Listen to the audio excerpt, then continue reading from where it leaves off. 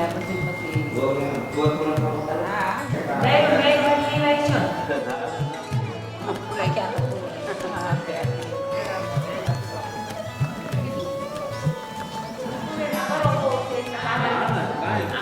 એ મારા છે દાદાના સંસ્કારો, કારણ કે એ ખૂબ ધાર્મિક હતા અને ખૂબ એને ધાર્મિક કાર્યો બી એટલા કરેલા.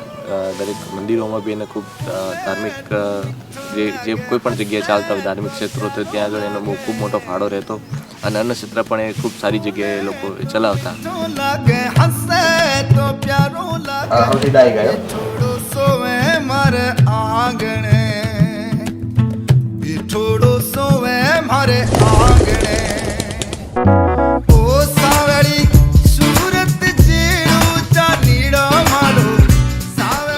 નાનપણમાં બહુ ગામડાની યાદો બહુ એટલે બહુ એમ કહીએ કે એ આખી જીવનભરનું એક સંભાળણું બનીને રહેશે.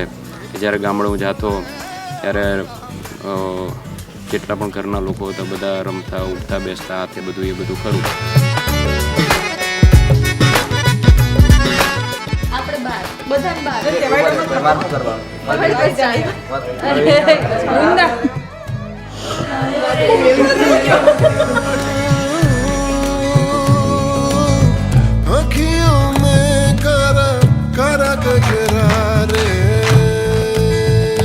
જન્મ મારો ગામડે જ થયો છે, ઘરે જ.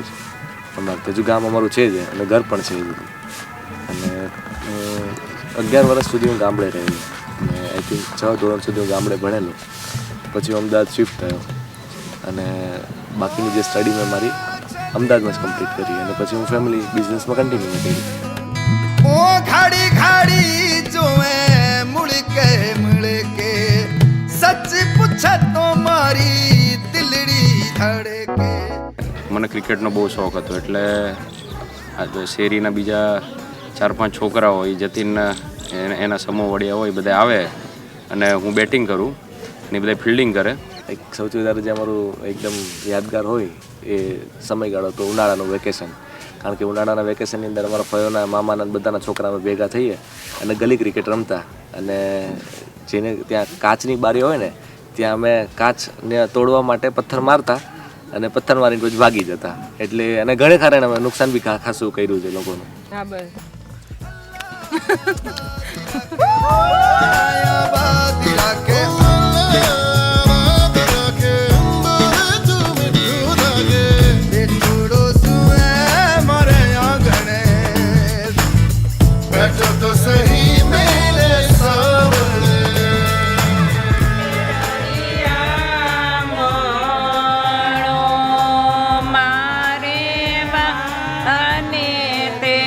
કોણ કોણ બિરાજ છે મારે અને તે